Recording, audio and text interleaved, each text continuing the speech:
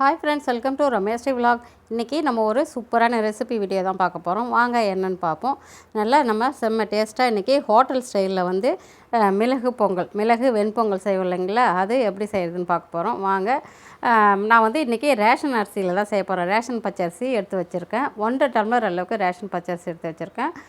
3/4 tumbler அளவுக்கு பாசிப்பருப்பு எடுத்து வச்சுருக்கேன். 1.5 டம்ளர் அரிசி, 3/4 டம்ளர் பாசிப்பருப்பு எடுத்து வச்சுருக்கேன். ரெண்டுத்தையும் ஒன்றாவே போட்டு கழுவிக்கலாம். ஊற வைக்கணும்லாம் அவசியம் இல்லை. பாசிப்பருப்பும் அரிசியும் ஒன்றா போட்டு நல்லா 2-3 தண்ணி ஊற்றி நல்லா பிசைஞ்சு கழுவணும். ஏன்னா ரேஷன் அரிசின்றதுனால கொஞ்சம் பிசைஞ்சு கழுவணும். 2-3 தண்ணி ஊற்றி கழுவிட்டு குக்கரில் வந்து நம்ம கழுவின அரிசியும் பாசிப்பருப்பும் போட்டுட்டு ஒரு 5 டம்ளர் தண்ணி ஊற்றியிருக்கேன். அரிசி அளவும் பாசிப்பருப்புக்கும் சேர்த்து 5 டம்ளர் தண்ணி ஊற்றியிருக்கேன்.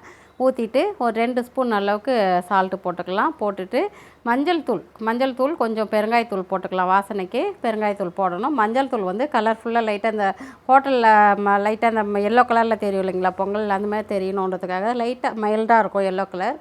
அதனால் கொஞ்சமாக மஞ்சள் தூள் போட்டுட்டு பெருங்காயத்தூள் ஒரு 1/4 டீஸ்பூன் அளவுக்கு பெருங்காயத்தூள் கண்டிப்பாக போடணும். வாசனையாகவும் இருக்கும். இது நம்ம பச்சரிசியில் செய்கிறோன்றதுனால வாயு ப்ராப்ளம்னு சொல்லுவாங்க, கேஸ் ப்ராப்ளம் சொல்லுவாங்க. அதனால் பெருங்காயத்தூள் கண்டிப்பாக போடணும். இது மட்டும்தான் போட்டு வேக வைக்கணும். போட்டு நல்லா கரண்டியால் கிளறி விட்டுட்டு மூடி ஒரு 5 விசில், கரெக்டாக 5 விசில் வச்சுப்போம். அப்போ தான் கொஞ்சம் குழஞ்சி வேகட்டும். அது வேகிறதுக்குள்ளே நம்ம பொங்கலுக்கு சட்னி அரைச்சிக்கலாம். உடச்சக்கல்ல சட்னி, உடச்சக்கல்ல தேங்காய்லாம் வச்சு அரைப்போம் இல்லைங்களா, சூப்பராக இருக்கும். செம்ம டேஸ்ட்டாக இருக்கும் அந்த சட்னி.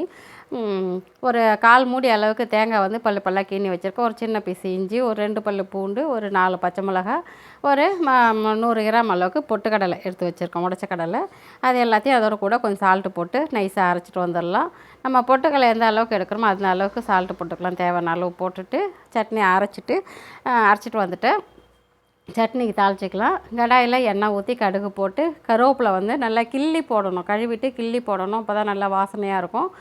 கருவேப்பிலையில் எசன்ஸும் நம்ம செய்கிற டிஷ்ஷில் இறங்கும். கண்ணுக்கு நல்லது, தலைமுடிக்கு ரொம்ப நல்லது கருவேப்பிலை. அதனால் கருவேப்பிலை வந்து எந்த டிஷ்ஷிலுமே கிள்ளி போடுங்க. நம்ம கழுவிட்டு முழுசாக போடாமல் கிள்ளி போடுங்க. போட்டுட்டு நல்லா கருவேப்பிலை வந்து நல்லா பொரியணும். மொறு அந்த எண்ணெயிலே பொரிஞ்சால் தான் நல்லா வாசனை வரும். நம்ம சட்னி தொட்டு சாப்பிடும்போதும் அப்படியே மென்று சாப்பிட்றலாம். மொறுன்னு இருக்கும். சட்னிலாம் அவ்வளோ சீக்கிரம் நமுத்து போகாது. கருவேப்பிலை நம்ம மென்று சாப்பிட்றதுக்கு நல்லா மொறுன்னு இருக்கும். அரைச்ச சட்னியில் நம்ம தாளிச்சதை எடுத்து கொட்டிடலாம். அதே கடாயில் நம்ம பொங்கலுக்கும் தாளிச்சிக்கலாம். நான் வந்து பொங்கலுக்கு வந்து நெய்யிலே தான் தாளிப்பேன், எண்ணெய் ஊற்ற மாட்டேன். நல்லா சட்னி கரண்டியெல்லாம் ஒரு 2 கரண்டி அளவுக்கு நெய் ஊற்றிக்கலாம். நெய் கொஞ்சம் கட்டியாக இருக்குது, நான் ஊற்றிட்டு அப்புறம் காட்டுறேன். இங்கே பாருங்கள், ஒரு 2 சட்னி கரண்டியில் ஒரு 2 கரண்டி அளவுக்கு நெய் ஊற்றிருக்கேன். நெய் சூடானதுக்கப்புறம் மிளகு வந்து ஒரு 1/4 டீஸ்பூன் போட்டுக்கலாம். ஃபஸ்ட்டு மிளகு போட்டு நல்லா வெடிக்கணும். வெடித்ததுக்கப்புறம் தான் நம்ம ஜீரகம் போடணும். ஜீரகம் மிளகும் ஒன்றா போட்டுறக்கூடாது. மிளகு வந்து ஒரு 1/4 டீஸ்பூன், ஜீரகம் வந்து ஒரு 1/2 டீஸ்பூன் போட்டுட்டு நல்லா வெடிக்க விட்டுடலாம். அது வெடித்ததுக்கப்புறம் முந்திரி பருப்பு கொஞ்சம் எடுத்து வச்சுருக்கேன், அதையும் போட்டு நல்லா பொரிய விட்டுடலாம். அதோட கூட கருவேப்பிலையும் நல்லா கழுவிட்டு கிள்ளி வச்சுருக்கேன், அதையும் போட்டு நல்லா பொரிய விட்டுடலாம். நம்ம பெருங்காயம்லாம் பொங்கல்லே போட்டுட்டோம் அப்படின்றனால பொங்கல் வேக வைக்கும் போதே பெருங்காயத்தூள் போட்டோம். அதனால் இதில் எதுவும் தேவையில்லை. போட்டு நல்லா அந்த முந்திரி பருப்பு கொஞ்சம் நல்லா செவந்ததுக்கப்புறம் எடுத்து நம்ம செஞ்சு வச்சுருக்க பொங்கலில் கொட்டிக்கலாம். பொங்கல் நல்லா ஒரு சொன்ன விசில் வச்சு வேக வச்சு எடுத்துகிட்டா நல்லா குழஞ்சிருக்கும். இப்போ குக்கரில் அந்த ஸ்டீம் போயிடுச்சு. ஓப்பன் பண்ணி பார்த்துக்கலாம்.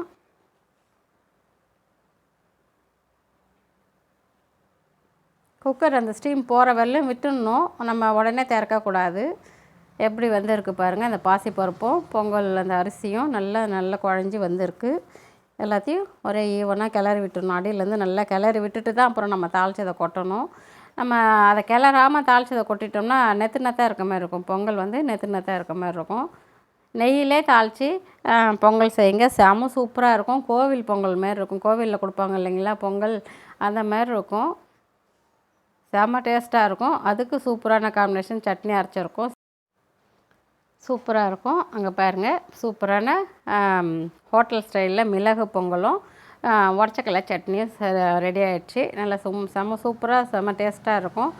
இந்த மாதிரி நான் போட்ட அளவில் வச்சு செஞ்சு சாப்பிட்டு பாருங்கள், செம்ம சூப்பர். இந்த வீடியோ உங்களுக்கு பிடிச்சிருந்தா லைக் பண்ணுங்கள், ஷேர் பண்ணுங்கள், சப்ஸ்கிரைப் பண்ணுங்கள். தேங்க்யூ.